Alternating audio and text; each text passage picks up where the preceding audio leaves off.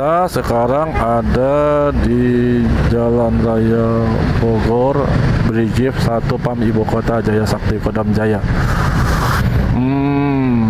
Oke. Agak crowded ya, lumayan. Kita ini jalan ke arah WTC Mangga 2, artinya dekat-dekat sama Ancol. Saya di Bogor Selatan lari ke arah ini Jakarta Utara ya, saya nggak tahu. Kita di Pasar Rebo Kampung Rambutan ini bentar lagi. Saya lupa itu. WTC itu Ancol itu Jakarta Utara apa ya? Oh, siap. Aduh. Oke. Maknya. Oh, long. Kita perjalanannya cukup panjang. Woi. Ai paling kurang suka ya lihat orang itu bawa motor itu ini. Entah dia apa namanya, ragu-ragu, kayak orang ragu-ragu gitu ya, maju enggak. Itu malah bikin kita itu jadi ikutan ragu. Yang sering bikin kecelakaan model kayak gitu. Jadi kalian sebagai pengguna jalan mantapkan hati gitu ya, betul-betul cari timing yang pas gitu, kalau mau nyebrang, kalau mau apa gitu ya, dan kasih sinyal yang jelas, yang pas gitu. Kalau memang mau nyusul, kalau enggak gitu kan, jangan terlihat ragu sehingga nanti itu malah membahayakan yang lain. Kalau mau ngerem, kalau enggak gitu. Dan pastikan semua fungsi dari kendaraan kita itu berjalan dengan baik, berfungsi dengan baik. Kalau lampu rem harusnya nyala, ya nyala harusnya, jangan jadi tidak nyala. Sehingga orang kan memang ada yang berpatokan ke sana gitu. Dan kalaupun nanti terjadi kecelakaan itu tidak disalahkan. Kenapa? Karena tanda-tanda atau indikator dari kendaraan kita semuanya jelas. Tuh kayak gini nih, nggak bagus sebetulnya nih, kayak Vespa nih, lampu yang remnya itu malah dihitemin itu. Kalau di Malaysia itu udah ditangkap, nggak boleh itu kayak gitu. Jadi ya apa memang modelnya begitu? Enggak lah, masa iya sih modelnya begitu? Kayaknya variasi ya. Ya tulis buat ya kalian yang pemilik pecinta Vespa itu, apa emang lampunya kayak gitu? Kalau lampunya kayak gitu, mau kasih masukan lah buat ke Vespanya, jangan dibikin kayak gitu. Sebisa mungkin nyalanya terang, itu kan tuh lampu yang neken rem pun nggak kelihatan merahnya, bahaya itu gitu ya. Nggak tahu sih, saya nggak pernah punya Vespa begituan, jadi nggak tahu apa memang begitu atau enggak. Kalau feelingnya sih itu modif ya, feelingnya saya, namanya feeling bisa aja salah kan. Oke. Lumayan nyaman nih riding walau jam segini gitu ke arah Jakarta yang beberapa waktu ini panas. Kemarin Bogor panasnya sampai 33 derajat Celcius di dalam ruangan. Itu gerahnya ya. Suhunya itu 33 derajat Celcius di dalam ruangan. Itu termasuk yang terpanas saya yang pernah rasakan kalau di Bogor tuh. Gitu di dalam ruangan loh ya. Gitu. Sekarang betul-betul cuaca sedang lumayan ekstrim gitu.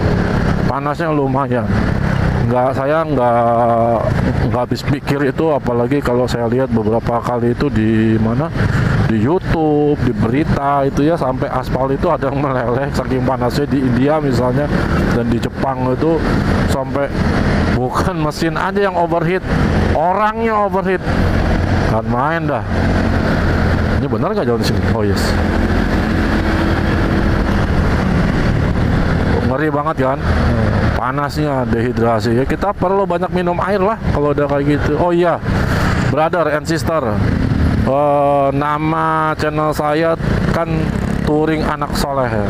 Kalau bicara touring itu seharusnya, kalau ini menurut pendapat saya pribadi sih, nggak tahu kalau kalian ya, tapi kalau menurut saya, kalau kita bicaranya touring, maka yang dinikmati itu kayak sekarang nih, perjalanannya aja dinikmatin gitu, tuh namanya touring, perjalanannya. Jadi yang berkesan itu harus perjalanannya kalau kita lagi fokus dengan touring ya.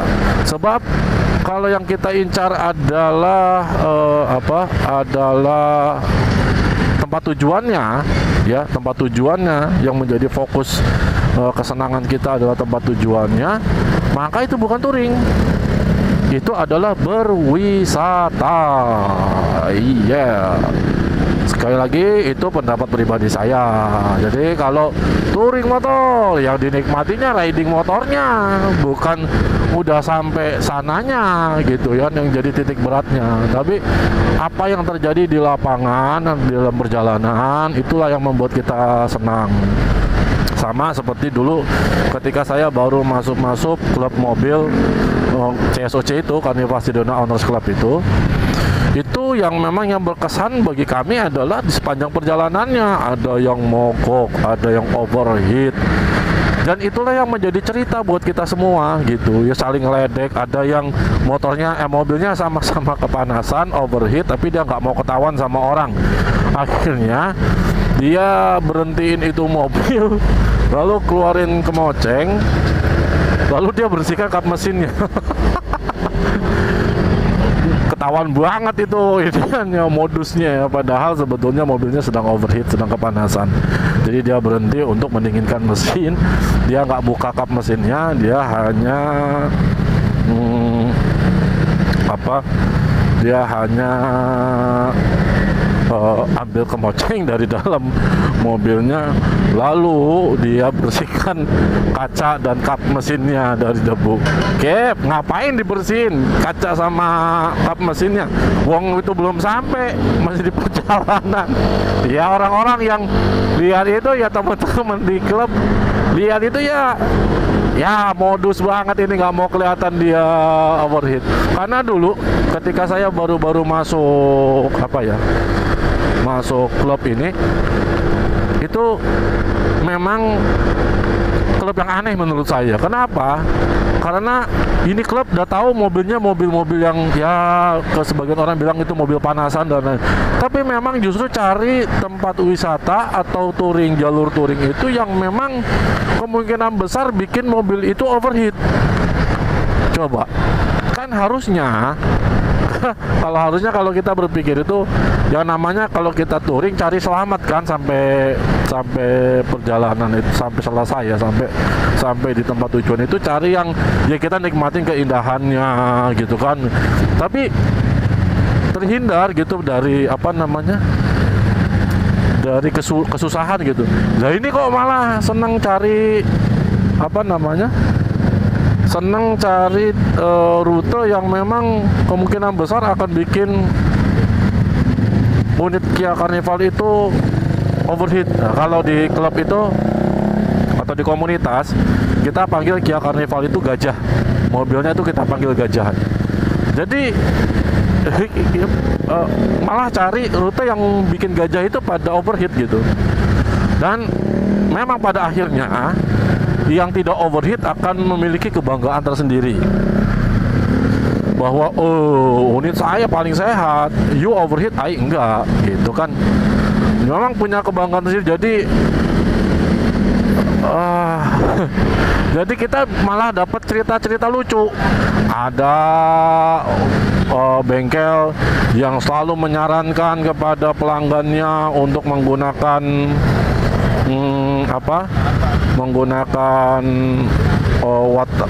coolant untuk air pendinginnya. Pas kita lihat dia ngisi pakai air keran, pakai air AC. Jadi coolant itu hanya berlaku bagi pelanggan, bagi bengkelnya enggak. Tapi ada sih bengkel yang pakai itu juga ya, cuman ya itu hal-hal yang lucu yang kami temukan lah ketika touring ya. Dan itu menarik ya untuk interesting lah. Jadi setiap kali kita bepergian itu kita selalu dapat cerita yang lucu. Si om ini overheat, teriak-teriak begini. Si orang ini begini, orang begitu. Jadi kita selalu punya cerita dalam perjalanan. Dan pada akhirnya dengan metode seperti itu, para pemilik unit Kia Carnival pada zamannya itu menjadi orang-orang yang terdidik. Iya, orang-orang yang terdidik bahwa kendaraan kita itu butuh perhatian A, B, C, D. Orang yang nggak ngerti awalnya terkait dengan teknik bawa kendaraan Kia Carnival jadi ngerti. Itu yang pertama. Kedua, orang jadi lebih ngerti terkait dengan kondisi real dari mobilnya, dari unitnya. Ya, ternyata mobil gua ada masalah di sini. Ini gua overheat. Ada yang akhirnya jadi tahu kan kondisi real mobilnya itu, sehingga dia ketika dan kebetulan misalnya dia punya kendaraan, punya uang pada saat itu, jadi dia bisa dia remajakan gitu. Ya kan kalau nggak trouble nggak tahu kan ada masalah apa gitu. Lalu yang ketiga adalah kita jadi tahu, jadi belajar terkait dengan masalah manajemen resiko dari kendaraan tersebut. Jadi ketika kita misalnya nih overheat gara-gara alternator, apa sih yang harus kita lakukan gitu biar kita nggak panik lagi dan lain-lain gitu kan. Lalu pada saat kita touring dengan tanjakan turunan yang ekstrim, kita jadi paham, ternyata kalau pakai Kia Carnival kan nggak boleh ya. Kita ngerem itu diinjak terus gitu selama selama turunan tuh nggak boleh diinjak terus itu, maka nanti remnya malah akan panas lalu nggak gigit gitu kan.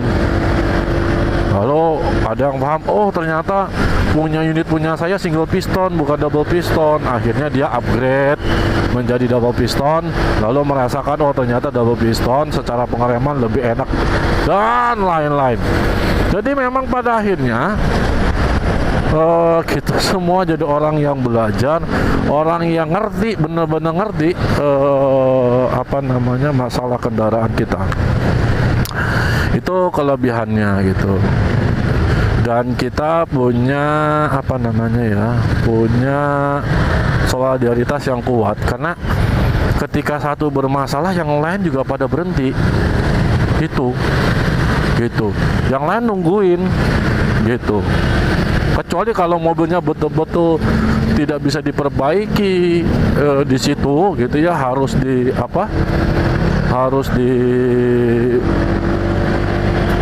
bawa ke bengkel di sekitar dan lain-lain, maka itu pihak sekeluarganya dipindahkan ke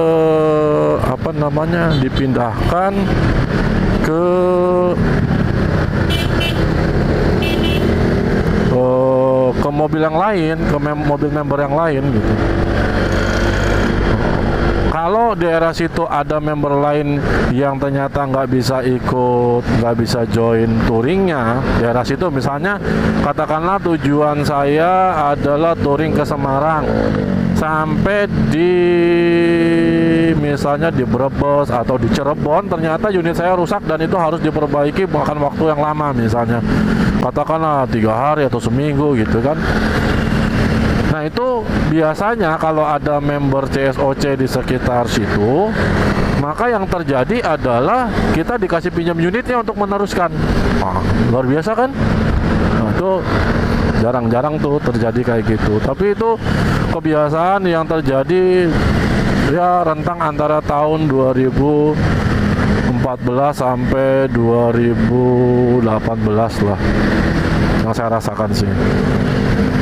Itu 2019 sudah mulai jarang touring kita, sampai tahun 2022 tuh udah jarang sekali touring. Kalau tahun 2020 karena mulai COVID ya gitu.